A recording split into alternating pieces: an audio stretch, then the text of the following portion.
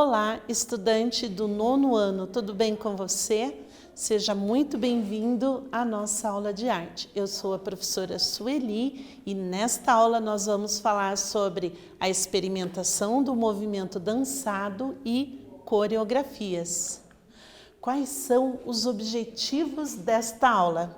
Conhecer e analisar a arte da coreografia e as suas variedades na dança. Você gosta de coreografias? Quando você ouve uma música, você inventa coreografias ou então você reproduz as coreografias que você já conhece daquela música? Como que é aí no teu dia a dia? Você imita os passos da dança quando você ouve ou quando você assiste? Conta aí para mim como que é essa tua experiência. A dança, ela é uma expressão artística do corpo, né? E ela vem a partir dos movimentos desse corpo. E ele pode gerar coreografias, não é mesmo?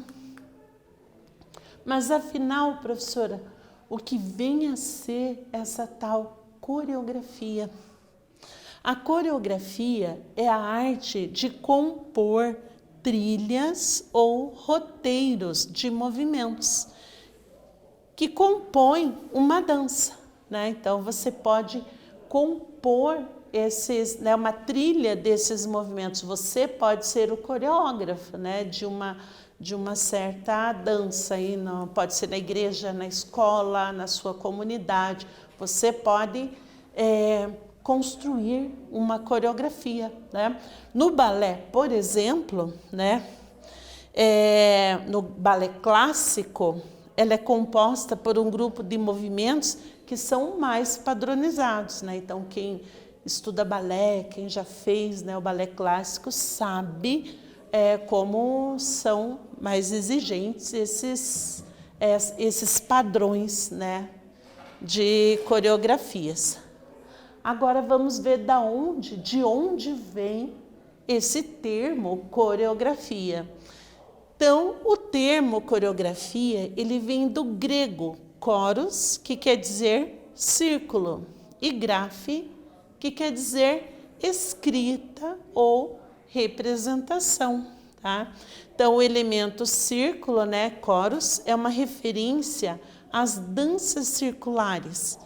E também se refere à orquestra, o local onde o coro teatral grego, onde o coro cantava, né, na Grécia Antiga. Então, por isso, coreografia. Toda dança, mas será que toda dança tem que ter uma coreografia? Você já parou para pensar? É obrigatório você dançar seguindo uma coreografia. Será que é bem assim ou não? Será que tem danças que são livres? Como será que isso acontece? Algumas danças são realizadas a partir do improviso. O que é improviso? Quando você tem liberdade, né, para construir. Então, a improvisação na dança, ela surge quando os dançarinos movimentam os seus corpos livremente. Eles experimentam movimentos sem seguir uma coreografia ou um roteiro específico que tenha sido ensaiado anteriormente. Então, respondendo àquela questão, nem toda dança exige uma coreografia. Então, há alguns tipos de dança que podem ser dançadas, né, livremente, tá? Então, vamos ver como estão os seus conhecimentos, se você está conseguindo acompanhar a aula até aqui. Vamos lá. O que é uma coreografia? Então, você tem alguns minutos para escrever, para responder essa questão, e eu já volto.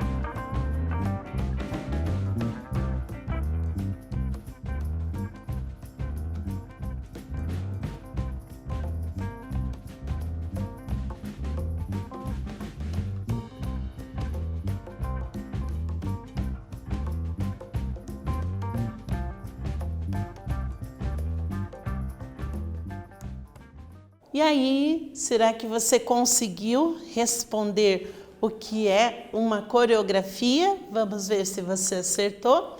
Então, uma sugestão de resposta é esta. A coreografia é a arte de compor trilhas ou roteiros de movimentos que vão compor, né? Que compõem uma dança. Então, aí uma definição para a coreografia. Na prática, existem algumas técnicas, né, que vão nortear a improvisação na dança, de maneira que o resultado seja bonito, harmônico, que ele seja interessante. O dançarino, então, ele pode misturar alguns elementos da dança. Você se lembra quais são esses elementos, né? Então, ele pode misturar as alturas na dança, pode misturar as velocidades, né, o peso, pode explorar o espaço, não é mesmo? E tudo isso para enriquecer o passo que ele está inventando naquela hora. Então, improvisar seria você criar, né, de forma livre, mas isso não quer dizer que você também não vá pensar de que maneira você quer criar esses movimentos, né? Você pode pensar nos elementos que você já aprendeu sobre a dança. Bom, e quem é que cria esses movimentos na dança? Como ele é chamado? Eu falei no comecinho da aula, lembra? É o coreógrafo. Então, o que vem a ser o coreógrafo? O coreógrafo, ele é o profissional que cria as coreografias, tá? A montagem de uma coreografia, ela exige do artista um domínio dos elementos da dança. Então, esses elementos, eu já falei agora há pouco, vamos lembrar quais são? O tempo, o espaço, o peso, a fluência, né? Tudo isso relacionado ao corpo do artista, do bailarino, né? Daquela pessoa que vai executar aquela dança. Então, olha a responsabilidade do coreógrafo, não é mesmo? E esses elementos que eu acabei de citar, né? Eles devem dialogar entre si, então deve haver uma harmonia, tá? Para construir, eles devem ser construídos de forma que a pessoa que vai assistir, ela receba aquilo, né? Ela consiga ter as suas impressões, aquilo consiga atingir aquela pessoa e passar alguma mensagem para ela, que ela consiga de alguma forma se emocionar com aquilo, né? E ter as suas impressões. Então, mais um desafio aí para você. Vamos lá? O que é preciso para um coreógrafo criar uma coreografia? O que você acha que é preciso? Será que ele não precisa nada, só sair inventando? Ele pode inventar lá os movimentos que ele quiser. Ah, vou querer que o bailarino dê um pulo aqui, um salto aqui. O que você acha? Que precisa ter um coreógrafo para ser um bom coreógrafo, para criar uma boa coreografia? Escreva lá que eu já volto.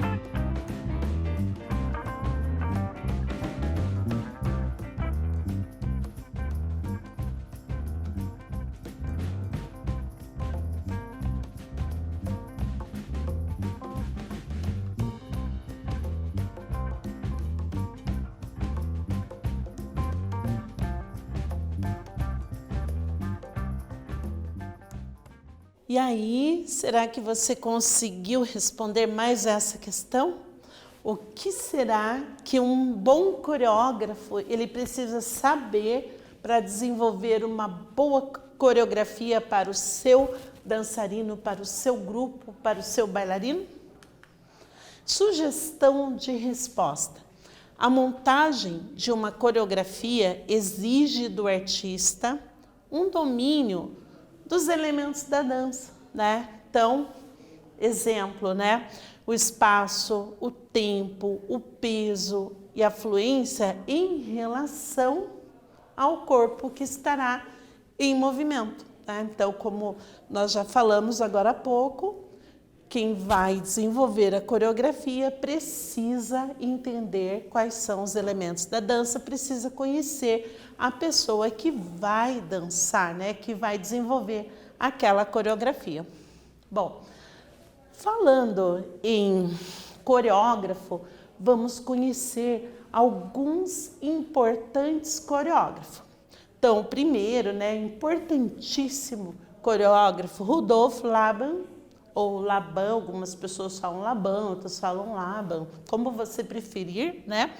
Então, como que ele desenvolveu as suas coreografias?